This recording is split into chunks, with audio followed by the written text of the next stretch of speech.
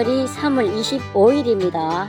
오늘은 마늘과 양파에 2차 주비를 해준 내용과 녹병이 여전히 발생되고 있는데 녹병 방제에 대해서도 한번 살펴보겠습니다. 오늘이 3월 22일입니다. 마늘과 양파에 2차 추비를 주려고 합니다. 1차 추비 때는 요소하고 황산칼리의 단일 비료를 혼합해서 줬는데 이번에는 추비용 비료이죠. 이런 NK 비료입니다. 요소와 인산은 없고 칼리가 있고 고토가 있고 붕소가 있고 이런 비료입니다. 여기 12량을 보면은 포대에 대부분 다 12량들이 있거든요. 10R입니다. 300평당에 마늘과 양파는 80에서 100kg을 주라고 되어 있습니다. 요게 80에서 100kg이 그래서 한 번에 줄 때 요 양을 다 주라는 게 아니고 두 번이면 나누기 2를 해서 주면 되고 세 번이면은 나누기 3을 해서 주면 되고 그것만 이해를 하시면은 추비 주는 양은 나오죠.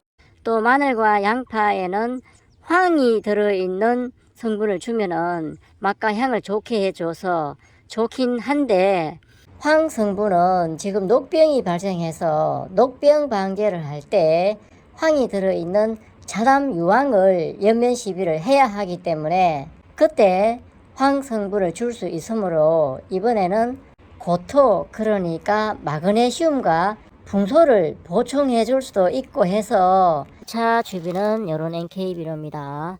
조금씩 뿌려주면 됩니다. 요 비닐 멀칭 위에다가 조금씩 뿌려주면 되거든요. 이런 식으로 줍니다. 주는 양은 주다 보면은 조금 많이 줄 수 있는 경향이 있거든요. 항상 보면 좀 욕심이 있어서 그래서 많이 주지 않도록 신경을 쓰면서 12 기준량을 지키면서 뿌려놓으면 되거든요. 마늘과 양파의 2차 주비는 대략 3월 중순부터 말까지 주면 됩니다. 근데 저도 3월 중순쯤에 주려고 했는데 비가 온다는 예보가 없어서 비 오기를 기다리고 있다가 마침 오늘 늦은 오후부터 내일 오전까지 비가 온다는 예보가 되어 있습니다. 그래서 비가 오기 전에 지금 추비를 해주는 거거든요. 비가 온다는 예보가 있을 때 추비를 주면 제일 좋습니다. 비가 와서 빨리 녹아 들어가는 게 좋겠죠. 3월 22일에 추비를 했죠. 근데 일기예보대로 다음날 3월 23일에 비가 왔었습니다. 비가 오고 나니까 비료가 다 녹아 들어갔습니다. 아주 타이밍 절묘하게 추비는 잘 했습니다. 마늘과 양파의 2차 추비는 특히 양파는 3월이 가기 전에 주는 게 좋습니다. 마늘도 그렇고 양파도 그렇고 질소 성분의 비료를 늦게까지 주면 계속 자라기만 하는 영양 생장을 하기 때문에 우자라기만 하고 구비대가 불량해지는데 왜냐하면 마늘은 쫑이 올라오는 시점인 4월 말쯤부터는 잎의 영양분을 통을 굵게 하는데 내려보내야 하는데 이 질소 성분이 많이 남아 있으면 계속 늦게까지 자라기만 하고 구비대가 잘 안 되고 된다고 해도 알이 물렁한 마늘이 될 가능성이 있고 그런 마늘은 저장성 또한 좋지 않고요. 특밥 마늘은 판매용이 아니라 한꺼번에 다 먹을 수가 없어서 오래 두고 먹어야 하는데 다소 통이 좀 작더라도 썩지 않고 오래 두고 먹을 수 있는 게 저는 더 좋더라고요. 제 마늘은 작년에 재배한 것이 텃밭 그늘막 밑에 매달아 놓고 보관을 하고 있는데 아직도 썩지 않고 잘 보관되고 있습니다. 공기 중에 습도가 있잖아요. 그래서 살이 올라옵니다. 살이 올라오니까 아무래도 영양분이 뺏기 버리겠죠. 살이 올라오기 전에 먹어야 되는데 여기도 올라오고 있죠. 살이 이만큼 벌써 올라오고 있습니다. 이 상남 마늘을 풋마늘로 먹기 위해 오늘 심었는데 잠시 후에 살펴보기로 하고요.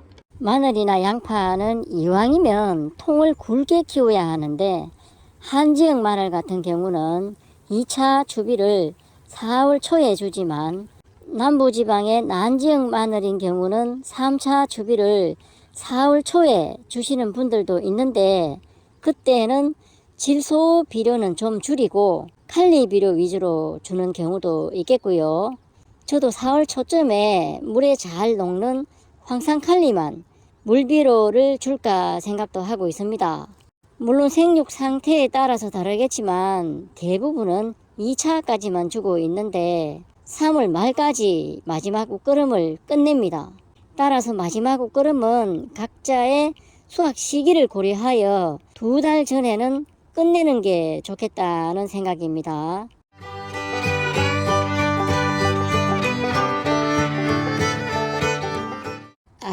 추비하다가 보니까 또 녹병이 보입니다.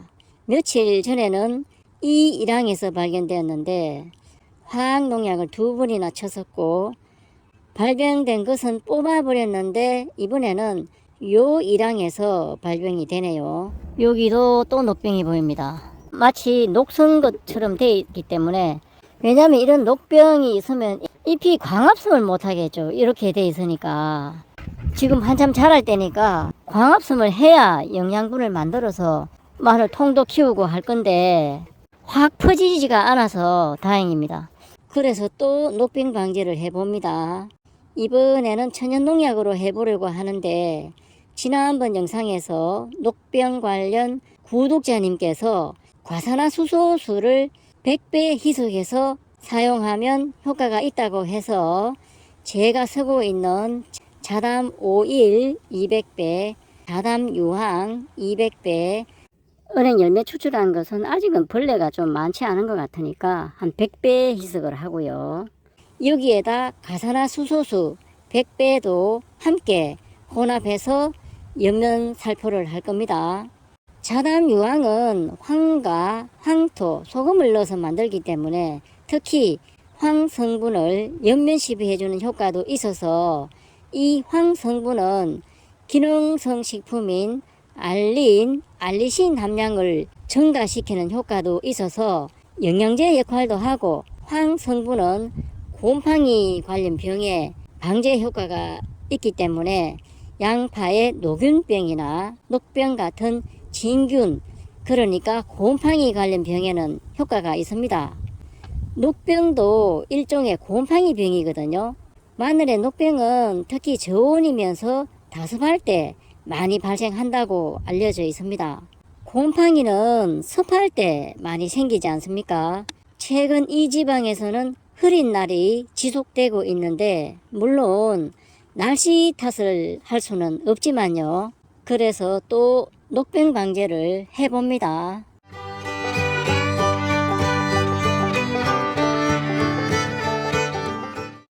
자연 건조를 하면서 매달아 놔도 썩어버리고 막 하거든요. 그런데 썩어버리고 그런 게 없습니다. 3월 21일이니까 이때까지도 썩지 않고 보관이 잘 되고 있습니다.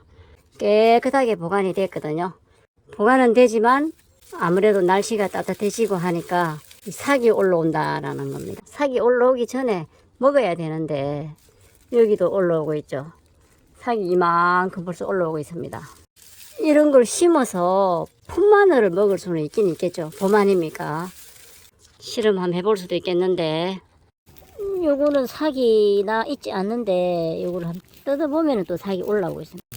이 상난 거를 먹을 수도 있겠지만 영양분이 좀 없잖아요. 삭이 나버리면 삭이 영양분에 다 뺏기버리니까 버리기는 아깝고, 이런 것들을 차라리 심어서 풋마늘로 한번 먹어보겠습니다.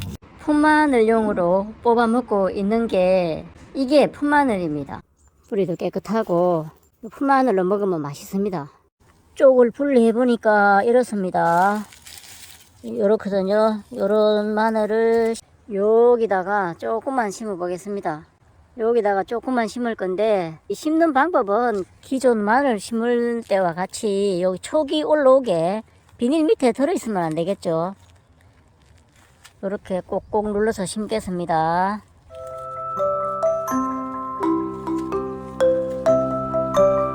이 촉이 비닐 속에 들어있지 않게만 심으면 됩니다. 꾹꾹 눌러 놓으면 됩니다. 이런 형태로 심고 여기다가 흙을 좀 채워주면 되죠. 요 촉이 보일 정도만 흙을 좀 채우면 되죠. 비가 와가지고 흙이 촉촉합니다. 가을에 마늘을 심을 때와 같은 방법으로 심으면 됩니다. 촉이 올라온 상태니까 이 촉이 비닐 밑에 들어있으면 안 되겠죠. 풋마늘로는 충분히 먹을 수 있지 않을까 생각이 되거든요. 근데 지금 이제 마늘 종구가 지금까지 보관이 잘 되고 있었느냐가 문제겠죠. 씨마늘이 없으면은 심을 수가 없으니까요. 근데 씨마늘이 다행히 보관이 잘 되고 있어서 한번 심어 봅니다. 요래 놓고 물을 한번 줍니다. 지금 비가 온 후라 물을 많이 줄 필요도 없습니다. 땅이 촉촉해서 수분도 적당합니다. 수분도 적당하기 때문에 요럴 때 심으면 잘 살겠죠. 물론 뭐 공중 습도만 먹고도 촉을 냈으니까 이제 바로 뿌리를 내리겠죠. 상 나온 마늘 종구를 다 심어 놨습니다. 지금은 이제 5월, 6월 되면 날씨가 더워집니다. 마늘은 한 25도 이상 올라가면은 잘 안 자라거든요.